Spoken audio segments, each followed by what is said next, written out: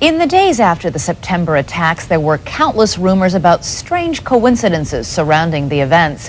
One report about a group of Middle Eastern men spotted the morning of September 11th parked just across the river from New York City has not gone away. Investigation of their presence has led to questions about whether Israel was conducting espionage on U.S. soil. We're joined now by ABC's John Miller with an exclusive report this evening.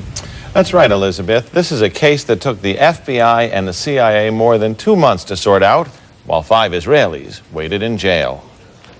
It began when this woman was watching the Twin Towers burning from her apartment in New Jersey.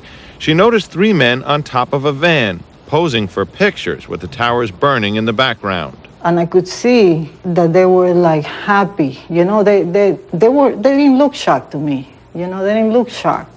I thought it was very strange. The witness called police, who stopped the van hours later and arrested 5 men. All 5, it turns out, were Israeli. They were turned over to the FBI. Sources tell ABC News during a check of national security databases, some of the men were listed as having had connections with Israeli intelligence. At the FBI, that set off alarm bells. The FBI needed the answers to 3 important questions. Who were these men? What brought them to that parking lot on the morning of September 11th? And did they have any advance knowledge of what was going to happen that day? The men said they were just taking pictures at the time. They said they worked for a company called Urban Moving. The FBI obtained a search warrant for the company's offices. 2 SUVs were filled up with between 9 and 12 boxes and computers. Not long after the arrests, the offices of Urban Moving were simply abandoned. Almost everything was left behind. In jail, the 5 Israelis were repeatedly interrogated and given lie detector tests. Stephen Gordon was their American lawyer. They were asked questions if they had ever been approached by or hired by any non-United States intelligence community. While there is still some debate among American intelligence officials, many investigators believe some of the men were part of an Israeli operation aimed at monitoring radical Islamic charities that support groups like Hamas, something lawyers for the 5 men and the Israeli government strongly deny.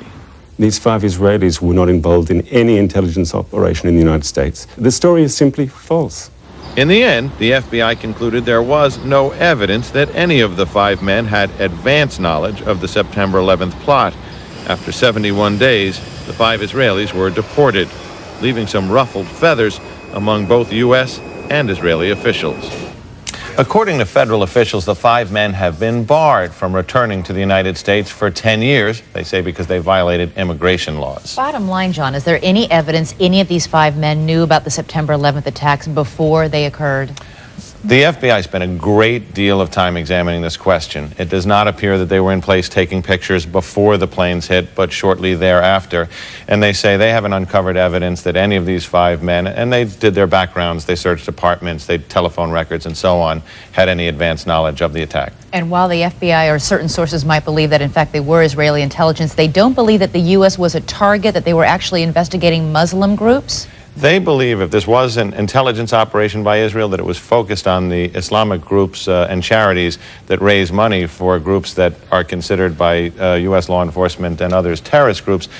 And you'll note that after September 11th, the U.S. moved on many of these groups with indictments, arrests, raids on their headquarters, something that hadn't happened prior to this. These are groups that Israel believes have been funding Hamas and other terrorist organizations? Groups that are responsible for most of the suicide bombings there. All right, John Miller will have a full report. You can see it tonight on 2020 at 10 o'clock Eastern.